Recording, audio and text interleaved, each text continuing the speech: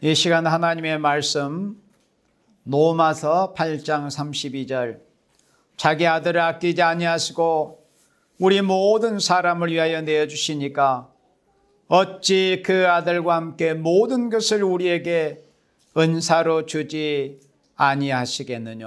아멘. 오늘 11월 셋째 주일을 맞이해서 우리 교회가 추수감사주일로 하나님께 거룩히 예배드리는 시간입니다. 로마서 8장 32절에 이렇게 하나님의 사랑에 대해서 말씀했습니다. 자기 아들을 아끼지 아니하시고 여호와 하나님께서 성자 우리 구주 예수님도 아끼지 아니하시고 우리를 위해서 십자가에서 내어주셨다는 겁니다.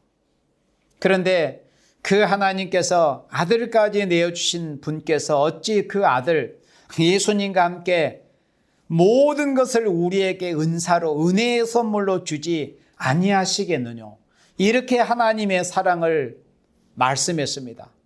그렇다면 우리 하나님께서 어떻게 당신의 백성들 또 예수님께서 피로 값주고 사신 주님의 몸된 교회를 사랑을 하셨는가 하는 것을 우리가 선지서를 통해서 볼 때 이 여기에 대해서 구약시대 이사야 선지자가 이렇게 하나님의 심정을 노래한 그런 성경 말씀이 이사야 5장에 기록이 되어 있습니다. 우리 이사야 5장 말씀을 다 같이 찾아보도록 하겠습니다. 그 아들과 함께 모든 것을 우리에게 은사로 주지 아니하시겠느냐. 하나님께서는 어떻게 예수님도 우리를 위해서 십자가에 죽게 내어주신 그 하나님께서 우리를 어떻게 사랑을 하셨는가. 하나님께서 농부의 심정을 가지고 당신의 택하신 생명들을 어떻게 사랑을 하시고 어떻게 열매 맺도록 역사를 하셨는가 하는 것에 대해서 지금으로부터 2700여 년 전에 이사야 선지자는 이렇게 아버지의 마음, 아버지의 심정을 가지고 이렇게 슬픈 노래를 불렀습니다. 그 이사야 선지자가 애가로 부른 그 노래가 이사야 5장에 이렇게 기록이 되어 있습니다. 1절에 내가 나의 사랑하는 자를 위하여 노래하되, 여기서 내가 나의 사랑하는 자는 여호와 하나님이십니다. 하나님의 종 선지자는 이렇게 그 아버지의 심정이 자신에게 임해가지고 아버지가 지금 어떤 마음을 가지고 계신가를 자신이 성령의 감동으로 이렇게 노래하는데 그 노래가 결코 기쁘고 즐거운 희락의 노래가 아니었습니다. 슬픈 애가였어요. 애가 하면 에레미야 선지자를 많이 떠올립니다만은 선지자들 중에는 여러 선지자들이 하나님 앞에 이렇게 애가를 불러가지고 성경의 선지서를 기록을 했습니다. 그 중에 한 편이 바로 이사야 5장입니다. 내가 나의 사랑하는 자를 위해 노래하되 나의 사랑하는 자의 포도원을 노래하리라. 나의 사랑하는 자에게 포도원이 있으며 심히 기름진 산 에로다. 나의 사랑하는 자 곧 하나님 앞에는 포도원이 있다는 거죠. 이 포도원이 여기서는 포도원으로 비유가 되었지만은 교회를 가리킵니다. 구약시대 하나님의 백성 이스라엘 교회, 예루살렘 교회, 지금 예수님 오신 이 신약시대에는 예수님께서 피로 값주고 사신 전 세계 주님의 몸된 교회들을 비유해서 이렇게 포도원이라고 비유를 한 겁니다. 왜 포도원이라고 비유를 했냐면은 아버지께서는 우리 인생을 마치 농부의 심정을 가지고 우리 인생 농사를 지으신다는 거죠. 여러분들이 지금 지난주에 이렇게 다 아름다운 과일을 다 준비해가지고 직접 농사를 짓지는 않았지만 이렇게 농부의 심정을 가지고 이렇게 마련해가지고 하나님 앞에 추수감사 이 예물로 다 이렇게 하나님 앞에 드렸습니다. 그런데 보면은 다 좋은 거 뭐 형형색계 이런 좋은 이 열매가 맺어져서 하나님 앞에 드려졌잖아요. 그러니까 인생이나 하나님의 마음이나 똑같아요. 사람도 농사짓는 농부, 그러니까 인생 농부도 자기가 밭을 일구고 논을 일궈가지고 농사를 지면 좋은 열매, 탐스러운 열매로 추수하기를 원합니다. 인생 농부도. 그런데 하나님께서도 당신의 농장에 대해서 당신의 포도원에 대해서 똑같은 마음을 가지고 계신다는 거예요. 나의 사랑하는 자에게 포도원이 있으며 심히 기름진 산 에로다. 이 기름진 산이라는 의미는 어떤 의미인가를 여기 4절에서 이제 다시 설명을 할게요. 자, 2절에 땅을 파서 돌을 제하고 극상품 포도나무를 심었었도다. 하나님께서 당신의 교회를 이렇게 세우셨다는 겁니다. 근데 그 교회가 세워지는 과정은 결코 순탄치 아니했다는 것을 말씀을 하는 거예요. 땅을 파서 돌을 제하고, 땅을 파고 돌을 제하기 위해서는 희생이 필요한 거예요. 그리고 극상품 포도나무를 심었었도다. 그 중에 망대를 세웠고 그 안에 술투를 팠었도다. 왜 하나님께서 농부의 심정을 가지고 당신의 교회, 당신의 포도는 이렇게 많은 희생을 치러가면서 이 포도원을 일구고 가꾸셨느냐? 이유는 간단합니다. 좋은 포도 몇 개를 팔았더니, 그러니까는 인생의 농사를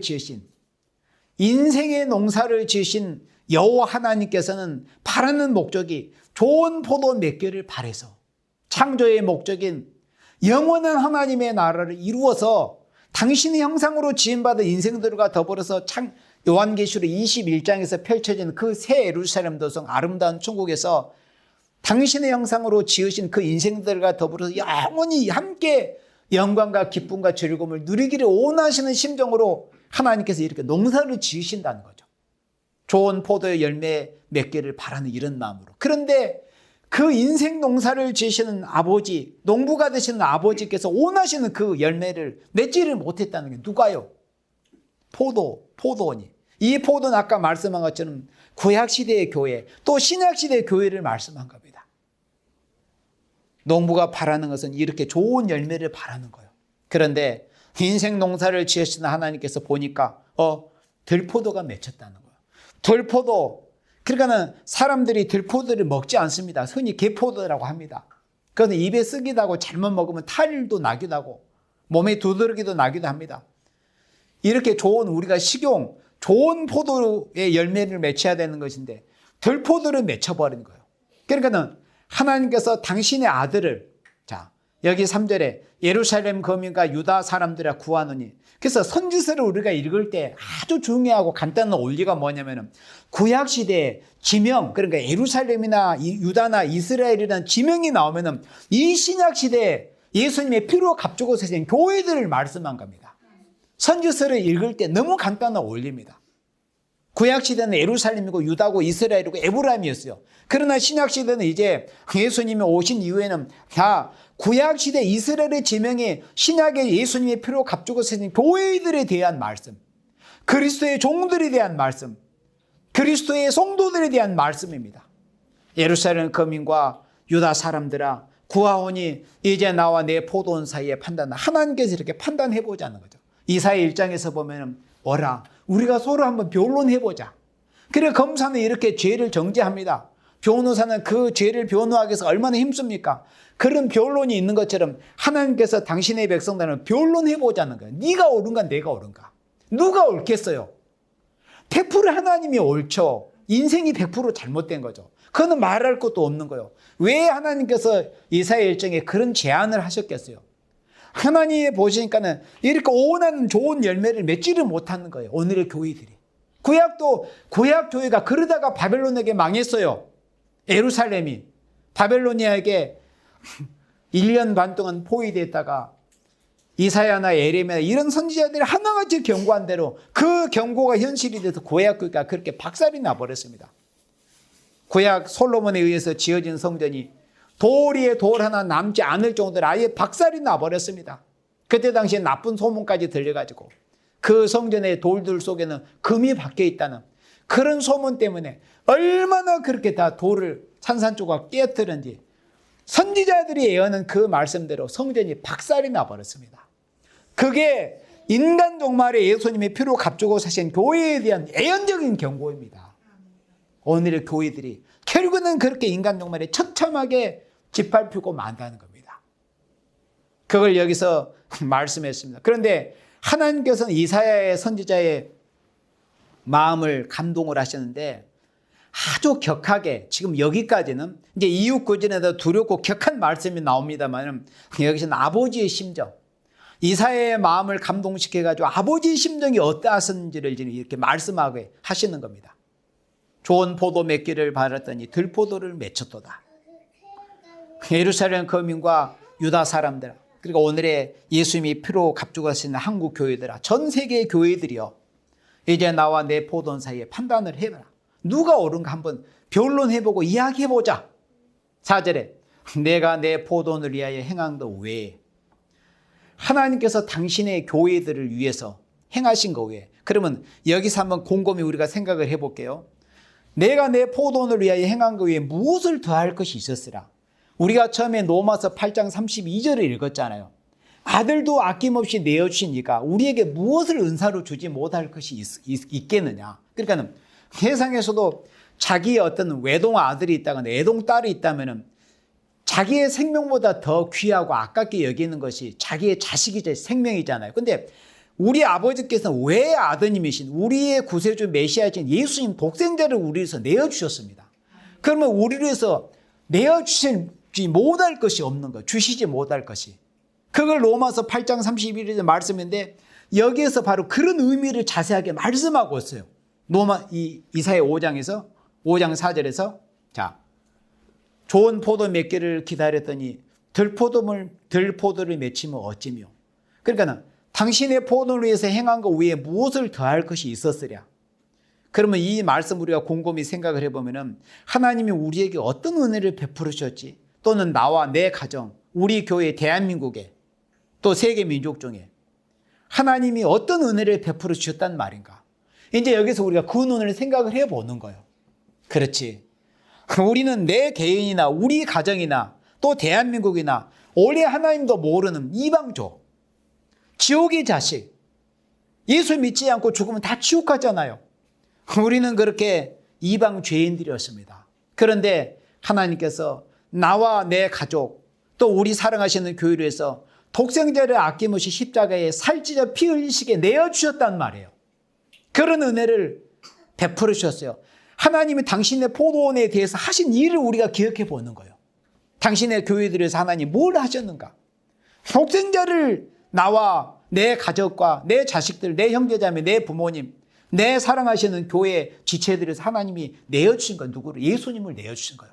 그 고통을, 사망의 고통으로 저주받게 하신 겁니다. 내가 받아야 될 그 저주를. 그리고 그것은 끝이 아닙니다. 예수님이 약속하신 대로 나는 지금 가지만은 다른 보혜사를 너에게 보내주겠다. 그래서 예수님이 그 약속을 남기고 가셨어요. 너희는 예루살렘을 떠나지 말고 아버지 약속하신 것을 기다려라. 그래서 성령의 권능이 너에게 임하시면 너희가 예루살렘으로부터 땅끝에 이르기까지 복음을 전해라. 예수님의 그 분부에 의해서 2000년이라는 장구한 시간 동안에 복음이, 전 세계 기독교 복음이 전해졌습니다. 성령을 부어주셨어요. 우리 스스로는 도저히 어떤 수양, 노력, 각오, 맹세, 아무리 그 예를 써도 우리는 하나님이 원하시는 인격을 이룰 수가 없습니다. 스스로는. 그러니까는 기독교에는 다른 종교는 아무리 예를 쓰고 고행을 하고 수행을 하고 평생을 그렇게 수행을 해도 하나님이 원하시는 인격을 이룰 수 없고 구원을 이룰 수가 없습니다. 우리 인간의 의로 되는 게 아니에요. 하나님이 예수님의 이름으로 성령을 보내주셨습니다. 성령이 우리에게 임하심으로 우리가 예수님을 영접하고 인격적으로 예수님을 만나기 전에는 그냥 이방 죄인들처럼 그렇게 정욕을 따라서 눈에 보이는 것을 얻기 위해서 그렇게 우리가 삶을 살았던 우리 인생들이, 우리가 성령 받고 우리가 새로워지고 거듭나서 하나님의 자녀로 그리스도인들로 세상 것을 탐하거나 세상 것에 대해서 어떤 소망을 갖지 않고 예수님이 오셔서 우리에게 주신 그 내세의 영광, 하나님의 나라, 예수님의 나라의 영광을 목적하고 사는 이런 인생이 되게 되었다는 거예요. 이런 은혜를 우리에게 베풀어 주신 겁니다. 그리고 우리가 이 한반도 땅에 1885년에 언더우드 아펜젤러 두 목사님이 한날 그 부활주일에 한날 이 한반도 땅에 이제 발을 디뎌가지고 이 한반도 땅에 복음이 이제 본격적으로 전해지기 시작을 했습니다. 그 전에도 물론 토마스 목사님이 우리를 위해서 선교해 주셨습니다. 그리고 이 나라의 복음의 전한 이로 얼마나 많은 종들이 선교를 했으며 또 피를 흘리고 땀을 흘리고 눈물을 흘렸습니까? 그게 뭐냐면 하나님께서 우리를 살리시기 위해서 이 시대에 예수님의 몸된 교회들을 살리시고 예수님의 재림을 영접할 수 있는 그런 교회로 만들기 위해서 이렇게 포도원을 가꾸는 농부의 심정으로 이런 은혜를 베풀어 주셨다는 거예요. 이걸 한번 상기를 해보라는 겁니다. 내가 내 포도원을 위하여 행한 것 외에. 이사야 5장 4절에 하나님께서 당신의 포도원 교회를 위해서 아들도 내어주시고 종들도 수많은 종들이 목숨을 잃고 또 수많은 종들이 땀과 눈물을 흘리게 하신, 또 희생하고 헌신하게 하신 그런 은혜를 한번 생각을 해봐라. 하나님께서 당신의 교회를 위해서 행한 거에 무엇을 더할 것이 있었으랴. 자, 그럼 이 말씀 우리가 붙잡고 생각을 해보면 아, 그렇구나. 나는 적어도 하나님 앞에, 내가 하나님 앞에 이보다 더한 은혜를 받을 수 없는 은혜를 이미 우리는 다 받은 사람이구나. 예수님을 받았으니까 우리는 하나님 앞에 이런 은혜를 받은 생명들입니다. 우리 개인으로나 우리 가정적으로나 교회적으로나 이 대한민국으로나 이런 은혜를 한번 생각을 해봐라. 그렇다면 하나님이 뭘 바라시고 우리에게 이런 은혜를 베풀어 주셨겠는가? 그게 다른 게 아니라 여기 보는 말씀처럼 좋은 포도 맺기를 바란 이런 목적을 가지고 당신의 포도를 일구고 가꾸셨다는 거예요. 그런데 들포도를 맺지면 어찌미뇨, 이렇게 말씀을 했습니다. 들포도를 맺지면 5절에 들포도가 이제 하나님 보시기에 맺혀진 거예요. 그래서 교회의 부패를 말씀을 한 겁니다. 오늘의 교회, 구약 교회는 부패하다 결국에는 바벨론에게 망했었고, 또 신약 교회가 결국에는 이렇게 부패한, 극도로 부패한 모습, 아름답게 하나님 보시기에 처음 익은 열매로 열매 맺지 못한 이런 모습이 보여진 거예요. 그렇다면 이제 하나님이 어떻게 행하실 것에 대한 경고가 5절에 시작이 됩니다. 이제 내가 내 포도원에 어떻게 행할 것을 너에게 이르리라. 극상품 포도를 맺지를 못하고 들포도를 맺은 오늘의 교회에 대해서 어떻게 하시겠다는 것인가? 내가 그 울타리를 걷어 먹힘을 당케 하며 그 담을 헐어 짓밟히게 할 것이요. 그러니까 교회로 하여금 큰 환난을 당하게 한다는 거예요. 여러분들이 엊그저께 몇 주 전에 영상을 봤지만 교회에서부터 심판이 시작이 된다는 것을 베드로전서 4장 17절에서부터 여러 에레미야 성경, 이사야 성경, 여러 선지서를 통해서 우리가 보았잖아요. 왜 교회에서부터 심판이 시작이 되는가?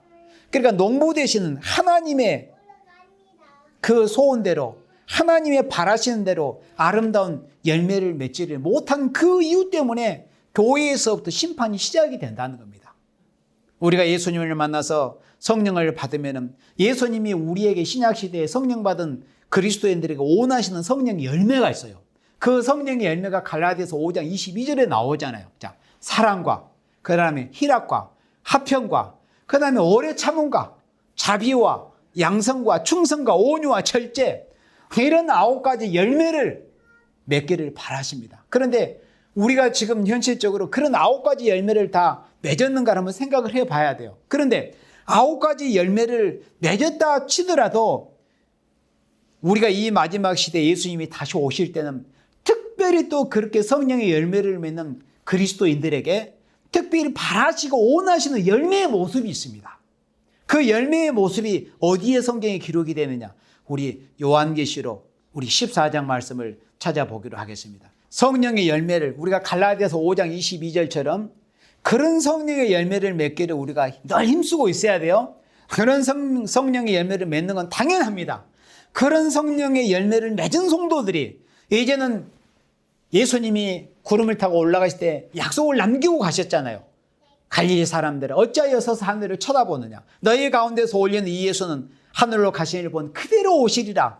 그러니까 그 재림하실 약속을 남기고 가신 예수님께서 당신이 재림하실 때 어떤 열매를 맺기를 바라시는가를 사도 요한을 감동해서 주의 날, 오늘처럼 이렇게 주일날 밤모섬, 그 절의 고대 밤모섬에서 이렇게 계시 주실 때 예수님이 다시 오실 때 신랑으로 오실 예수님을 맞이할 사람들이 맺어야 될 그 열매에 대한 그 조건을 계시록 14장 4절에서 이렇게 말씀을 할 때 이 사람들은, 그럼 여기서 이 사람들은 누구를 말씀했냐면은 계시록 7장 4절에 보면은 입맞은 종들이 나옵니다. 그러니까 하나님 앞에 인정받아서 갈라디아서 5장 22절의 열매는 당연하거니와 그 이사야 66장 18절 이후의 말씀처럼 소위와 사상 모든 면에서 하나님 앞에 인정받은 생명들에 대한 말씀입니다. 예수님을 맞이할 사람들. 그런데 이 사람들은 그러니까 입맞은 종들, 하나님 앞에 인정받았다 뜻입니다. 하나님이 인을 맞았다는 것은 하나님께 인정을 받았기 때문에 하나님께서 내가 너를 보증한다 하는 그런 인을 성령의 인과 더불어서 한 가지 도장을 더 하나님이 찍어주시는데 그게 하나님의 인이에요.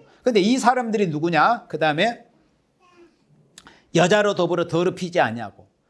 자, 예수님이 다시 오실 때 우리가 당신의 교회, 당신의 종들, 당신의 백성들이 맺어야 될 그 열매의 자격 조건을 계시록 14장에서 이렇게 말씀할 때 이 사람들은 첫째, 여자로 더불어 더럽히지 아니하고 정절이 있는 자다. 그러니까 여기서 여자라는 것은 무슨 육적으로 남성, 여성을 말씀한 게 아니라 교회를 가리켜요. 여자라는 것은 교회. 그러니까 교회와 여기서 여자라는 개념에서 남자는 누구냐면 신랑 예수님입니다. 그러니까 교회가 어떤 정절을 지켜야 되느냐. 신랑 예수님에 대한 그 신앙의 정절을 지켜야 되는데 다시 오실 예수님을 맞이할 오늘의 교회가 맺어야 될 그 처음 익은 열매의 그 자격 조건은 첫째, 여자로 더불어 더럽히지 아니하고 정절을 지켜야 된다. 그러니까 백절불굴의 정절을 지켜야 된다는 거예요. 우리 그리스도인들이. 특히 이 시대, 아까도 제가 준비 시간에 설명을 했지만 지금은 유일신 여호와 하나님 오직 예수님만이 구세주 구원자라는 그런 이 바른 신앙에서 벗어나서 이상한 무슨 신학이라는 이름으로 무슨 이상한 무슨 학문이라는 이름으로 얼마나 하나님의 백성을 미혹하고 있는 이런 시기입니까? 특히 물질이 모든 것이라는 유물주의가 이 세상을 완전히 계시록 9장 2절처럼 꽉 덮고 있는 이런 시대가 되었습니다. 바로 이런 때 우리 그리스도인들이 예수님을 영접하기 위해서는 여자로 더불어 더럽히지 아니하는 정절이 있어야 된다. 우리 그리스도인들이 지켜야 될 정절이 있는 거예요. 하나님을 대적하고 그리스도를 대적하는 이 적기독 사상, 적그리스도적인 사상을 용납해서는 안 됩니다. 아까도 설명했지만 성경을 파괴하려고 하는, 성경 말씀을 파괴하려고 하는 무슨 동성애니 또 무슨 차별금지법이니 뭐 낙태죄를 허용한다. 이거 우리나라가 지금 성경 말씀대로 이렇게 보면은 완전히 지금 우리나라가 그런 적기독 사상을 거의 다 용납하는 이런 모습들이 지금 보여주고 있잖아요. 교회로부터 사회 전반에 걸쳐서. 그러나 다시 오실 예수님을 맞이할 참된 성도, 참된 종들은 바로 여자로 더불어 더럽히지 아니하고 정절을 지켜야 된다. 결코 우리는 적기독 사상을 용납을 해서는 안 됩니다. 하나님의 말씀을 반하고 하나님을 대적하는 이런 사상을 용납해서는 안 된다는 거예요. 여자로 더불어 정절을 지킨다는 거는. 그리고 우상 숭배가 있어서는 안 되죠. 인물우상, 세상에 헛하는 것들을 우상하는 이런 우상 숭배를 해서는 안 돼요. 세상과 타협해서는 안 됩니다. 그래서 우리가 정말 이 백절불교의 정절을 지켜야 된다. 그래야만이 신랑으로 오실 예수님을 맞이할 수 있다는 겁니다. 우리가 처음 익은 열매를 맺게 된다는 거. 여자로 더불어 정절을 지켜야. 그 다음에 뭐라고 말씀했습니까? 어린 양이 어디로 인도하든지 따라가는 자며. 자, 우리가 다시 오실 신랑 예수님을 맞이할 수 있는 처음 익은 열매로 열매 맺기 위해서는 두 번째는 어린 양이 어디로 인도하든지 따라가는 자다. 여기서 어린 양은 나를 위해서 십자가에서 어린 양으로 대속의 피를 흘려주신 예수님을 가리켜요. 그러니까 다시 오실 신랑 예수님을 맞이할 처음 익은 열매로 우리가 맺기 위해서는 어린 양 대신 예수님이 어디로 인도하든지 따라가는 자면 사실 이것이 제일 어렵습니다. 예수님이 인도하신 대로 따라가는 것이 우리가 찬양하기는 쉬워요. 찬양 얼마나 이런 가사화돼서 찬양이 많이 있습니까? 예수님 따르겠다고 그러고 예수님 사랑합니다. 근데 말뿐 노래면 무슨 소용이 있겠어? 예수님이 우리 인도하시는 데 따라간다는 것은 결국은 있잖아요. 여러분들 천녀역정 영화도 봤잖아요.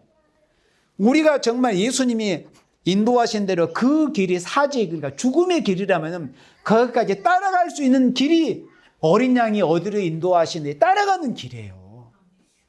단순히 뭐 오늘 하루 네가 어디 좀 가라, 어디 가서 전도해라 이런 정도가 아니에요. 예수님처럼 내 신랑 되시는 예수님이 그 죽음의 길, 십자가의 길을 가셨잖아요. 우리는 예수님의 신부될 생명들입니다. 예수님의 신부되려면 처음 익은 열매로 열매를 맺어야 하는데 그 처음 익은 열매로 열매 맺기 위해서는 그 조건이 뭐냐면 우리의 신랑 되시는 예수님께서 어디로 인도하든지 따라가는 자가 돼야 된다. 예수님이 인도하신 데 따라가려면 온갖 핍박, 조롱, 또 심지어 이단 소리까지 듣고 짓밟히기도 하고 험담도 듣고 너무나 상상하기 힘든 그런 어려운 일, 배에서 쓰게 되는 그런 고난과 역경이 있다는 거예요. 그렇지만은 신랑 되실 예수님을 맞이할 처음 익은 열매로 열매 맺기 위해서는 어린 양 예수님께서 어디를 인도하든지 따라가는 자가 돼야 된다. 그 다음에 사람 가운데 구속을 받아 처음 익은 열매로, 사람들 가운데서 구속을 받아서 처음 익은 열매로, 그러니까 처음 익은 열매가 돼야 돼요. 하나님과 어린 양에게 속한 자들. 여기서 또 다시 이제 한 가지 조건이 뭐냐면 하나님과 어린 양에게 속한 자들이 돼야 된다. 하나님과 어린 양. 오늘날 전 세계 유대인들 또 뭐 이슬람교 이런 사람들이 다 나름대로 자기가 섬기는 하나님 뭐 유일신을 섬긴다고 합니다. 그러나 이 시대의 진정한 구원은 뭐냐면은 나로 말미암지 않고는 아버지께로 나아갈 적 없다고 예수님이 말씀해서, 그러니까 예수님이 요한복음 14장 6절에 내가 곧 길이요 진리요 생명이다. 천하인간의 구원을 얻을 만한 이름은 예수님밖에 없어요. 그렇다면 우리가 하나님을 바로 섬긴다는 의미는 어떤 의미입니까? 예수님을 바로 믿는다는 거예요. 예수님을 바로 믿고 예수님을 바로 증거하는 생활이 하나님을 바로 믿고 증거하는 생활이고 하나님을 기쁘시게 되는 생활입니다. 그래서 그런 생활에서 인정받는 한 그리스도의 종들, 그리스도의 성도들에게 보증인 약속인 성령의 인을 받은 생명들에게 교회들 가운데서, 사람들 가운데서, 그러니까 많은 그리스도인들 가운데서 특별히 예수님이 신부가 될 생명들을 계시록 7장 4절 이후에 보면 14만 4천으로 하나님이 인을 쳐주시는 그런 모습이 보입니다. 그 생명들만이 처음 익은 열매가 돼서 신랑으로 오실 예수님을 맞이하게 되는 겁니다. 하나님과 어린 양에게 속한 자들이. 그래서 우리는 사람에게 속해서도 안 돼요. 뭐 전에 우리나라의 검찰총장 윤석열 총장이 나는 사람에게 충성하지 않는다고 아주 굉장히 말이 멋있잖아요. 근데 우리 그리스도인들이 진짜 그렇게 해야 됩니다. 우리는 어떤 사람에게 충성하고 사람에게 속해 있는 생명이 되어서는 안 돼요. 그게 우상숭배가 되어버리는 거예요. 우리는 오직 하나님, 천지와 만물을 창조하시고 인류의 역사를 주관하시고 생사복을 주관하시는 여호와 하나님과 그 외아들 우리 구세주 독생자 예수 그리스도에게만 속해야 돼요. 그게 바르고 건전하고 정상적인 기독교 신앙의 노선입니다. 이런 생명들이 돼야 예수님을 맞아 처음 익은 열매로 맺어진다. 그리고 이제 마지막으로 5절에 그 입에 거짓말이 없고, 거짓말. 십계명에도 거짓말, 거짓 증거하지 말라고 그랬잖아요. 입술에 거짓말이 없어야 돼요. 거짓말 안 하기가 어렵잖아요. 근데 그리스도는 거짓말 안 하고 살 수 있잖아요, 사실은. 그리고 특별히 가장 중요한 거 뭐냐, 말씀을 거짓말해서는 안 돼요. 뭔가 숨기려고, 자기가 핍박을 받을까 봐 숨기려고 하고. 예수님이 그렇게 말씀했잖아요. 나를, 여러 사람 앞에서 나를 시인하면 나도 너희들의 하나님과 여러 천사들 앞에서 시인할 거라고 예수님이 그렇게 말씀을 했습니다. 우리는 입에 거짓말이 없어야 되고 진실하고, 그런 말 하나도 조심하고 여러 번 생각해서 하고, 입술에 실수가 있을까 봐 이사야 6장에서 그 대선지자 이사야 선지자가 하나님께 소명을 받아서 하나님의 그 영광의 존재를 배웠을 때 자기가 무엇 때문에 죽겠다는 생각이 들었습니까? 자기 입술의 부정함, 입술의 죄 때문에 화로다 나여 망하게 내가 이제 죽게 되었구나, 그렇게 생각을 한 거예요. 입술의 실수, 그러니까 입에 실수가 없는 사람이 돼야 된다. 그리고 흠이 없는 자들이더라. 그러니까는 인간으로 볼 때는 완벽한 사람인 거죠. 근데 어떻게 우리가 완벽한 사람이 될 수 있습니까? 우리 스스로는 절대 될 수 없다니까. 아까 말씀했거든. 도덕, 수양, 노력, 절대 우리는 완벽한 인간이 될 수 없습니다. 그런데 하나님이 성령께서 우리를 다스려주시면 그렇게 될 수 있는 겁니다. 여러분, 손양원 목사님 보세요. 우리가 인간의 어떤 상식이나 이성적으로 손양원 목사님처럼 할 수 있다고 가능합니까? 그렇게 할 수 있다는 게, 자기의 두 아들을 죽인 그런 살인마를 자기의 양자로 삼을 수 있다는 게, 그게 이성적으로 가능하냐 그거예요. 안 돼요. 그렇지만 성령께서 우리 인생의 마음을 감동하니 그렇게 할 수 있습니다. 원수도 사랑할 수 있는 거예요.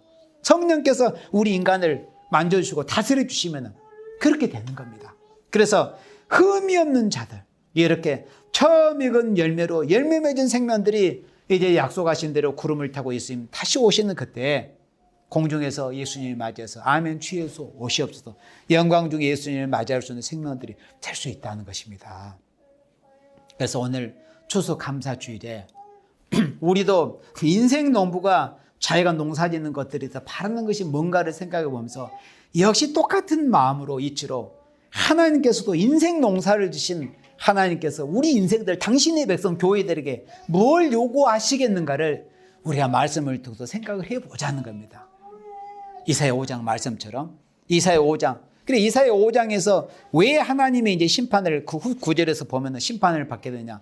바로 여기 요한계시록 14장 4절 5절 같은 이런 이 처음 익은 열매의 조건에 부합하지 못함으로 인해서 걔는 오늘의 교회들이 심판을 받게 되는 겁니다. 그리고 아까 갈라디아서 5장 22절에 성령의 9가지 그 열매, 그런 열매를 우리가 맺기 위해서 부단히 힘을 써야 돼요. 특별히 오늘 추수감사주일을 맞이해서 이런 열매를 바라보면서 내 자신은, 우리는 과연 우리 교회와 우리의 가정은 하나님께서 우리를 보실 때 우리가 이런 과일을, 아름다운 과일을 볼 때 아름답구나, 탐스럽구나, 참 잘 익었구나 이렇게 보이는 것처럼 하나님께서 우리를 보실 때 우리가 그런 모습인가, 어떤 모습인가를 한번 우리가 오늘 이 추수감사주일을 통해서 되돌아보면서 우리도 이제 이렇게 아름다운 과일처럼 처음 익은 알곡으로 열매 맺어 영광 중에 재림하실 예수님을 신랑으로 영광 중에 맞이할 수 있는 여러분들이 되시기를 예수님의 이름으로 축원합니다.